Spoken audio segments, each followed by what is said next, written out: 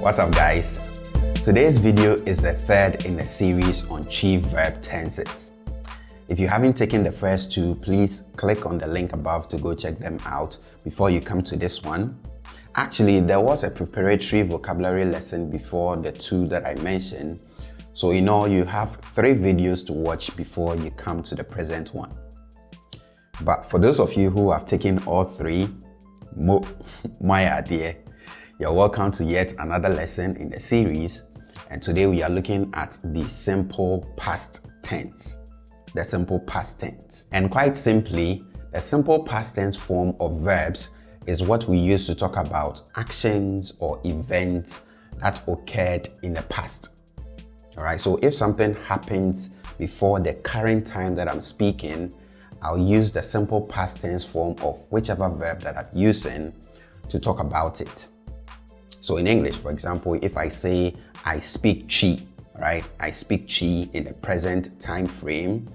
In the past, I will say I spoke TWI, all right? I spoke TWI. If I say I teach TWI, in the past, I will say I taught TWI.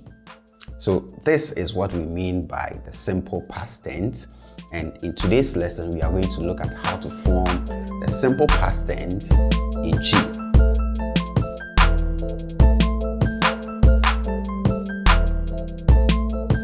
Now, there are different ways of forming the simple past tense in TWI, depending on the immediate environment within which you find the particular verb and the type of verb that it is. All right, I'll take that again. So I'm saying that to form the simple past tense of TWI verbs, it depends on 2 variables. Number 1, the immediate environment within which you find the particular verb that you're going to form the past tense of. All right, so you look around the immediate environment of that particular verb. And number 2, the type of verb that it is. So today we are going to look at one of the ways that we form the simple past tense in TWI. And today's will be based on the environment, the immediate environment within which we find the particular verb. Okay, so the verbs that we are going to look at today, it wouldn't matter which type of verbs they are, we are going to form their past tense in the same way, depending solely on the immediate environment within which we find them. Right, so which immediate environment are we looking at for today's verbs? So for today, we are looking at verbs that are being followed by objects or adverbials. And I'm going to explain the 2 in a moment, but let me recap what I've said so far. So far, I'm saying that we have different ways of forming the simple past tense in TWI, depending on 2 variables. Number 1 is the immediate environment within which we find the particular verb. And number 2 is the type of verb in question. All right. And I'm saying that today, we are looking at one of the ways that we form the simple past tense in TWI based solely on the immediate environment within which we find the particular verb. All right. And the immediate environment that we are looking at for today's verbs is if the verb is being followed by an object or an adverbial. All right. So the question now is, what is an object and what is an adverbial? I'm sure most of you know this already, but for those of you who don't, an object is simply what is being acted on by the verb in a sentence. I'm sure all of you know what an object is. You probably just didn't know the right terminology to use. So in English, if I say, for example, I eat, okay, I eat. There is no object here because I'm not telling what it is that I eat. But if you ask what I eat, I could add rice, for example. And rice here is the object. It is what is being acted on by the act of eating. All right. So that is your object. I could say I play. Just I play. All right. So there is no object here until I add what it is that I play. So I could add, for example, football to this. And then I have I play football. So what is being acted on by the verb to play is football here, and that is your object. How about an adverbial? So an adverbial is a noun or noun phrase that is used to talk about the place where the action or the event took place. That's number one. Or the time when the action or event took place. Number two. Or the manner in which the action or event took place.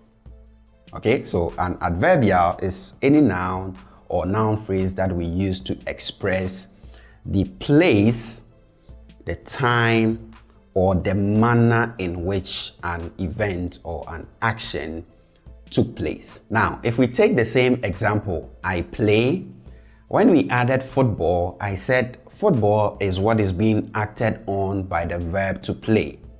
And thus, football is the object here. Correct? Now, I could also say I play on the pitch.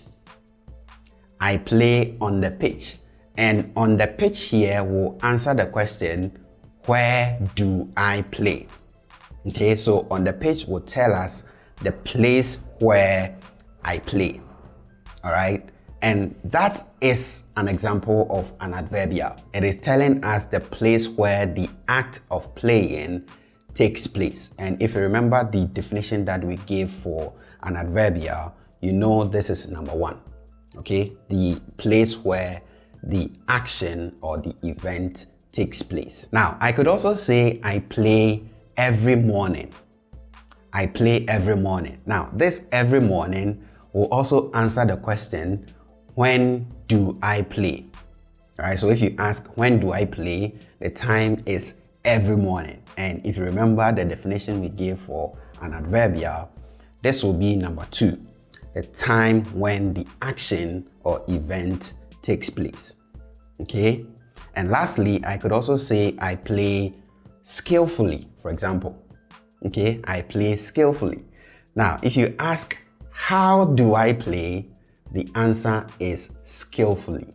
All right, so this also tells the manner in which I play. Okay, and that is the third one from the definition. So in summary, if I say I play football, football is the object. If I say I play on the pitch is an adverbial that tells us the place. Okay, if I say I play every morning is an adverbial that tells the time. And if I say I play skillfully, skillfully is an adverbial that tells the manner in which I play. Now to the fun part.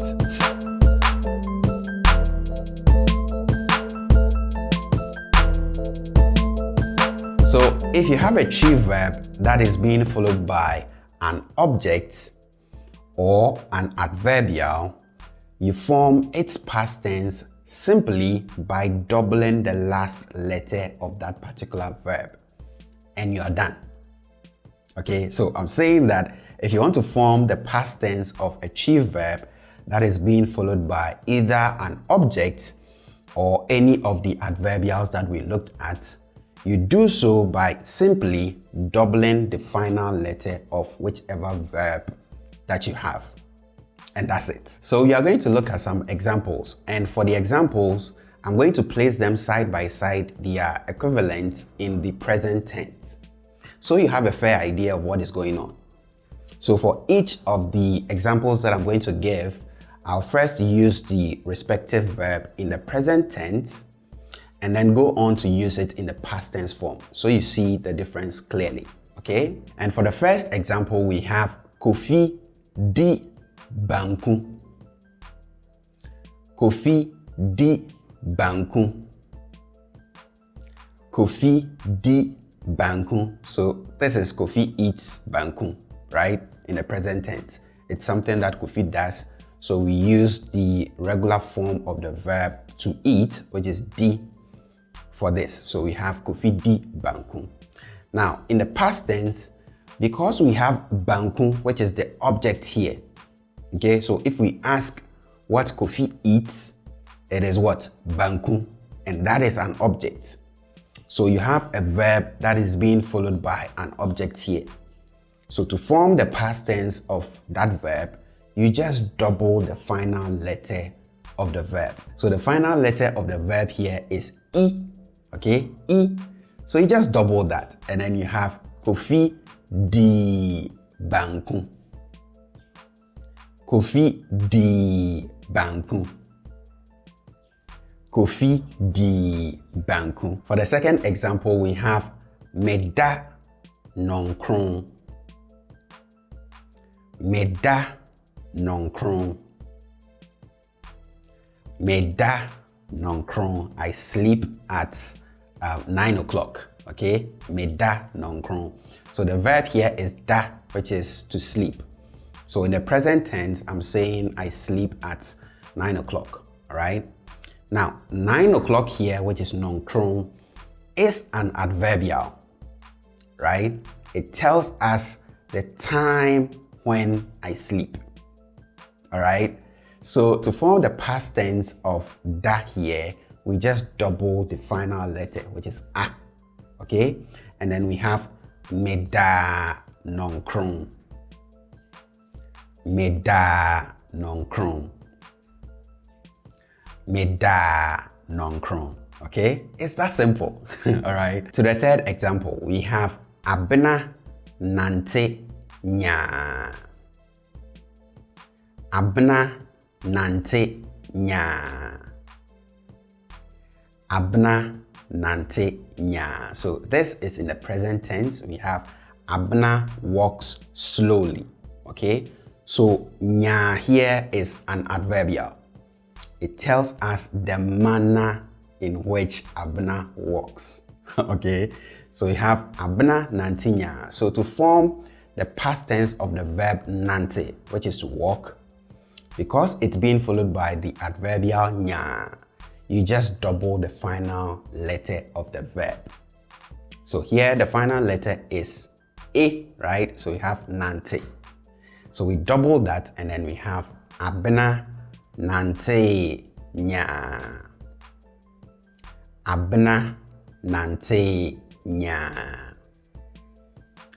Abna nante nya. Alright? Let's go to the next example. We have ama ton kube. Ama ton kube. Ama ton kube. Ama sells coconuts. Alright, so it is what Ama does in the present tense, right? So we have Ama ton kube. Now, if we ask what Ama sells, it's what? Kube, coconuts. So we have an object here, right?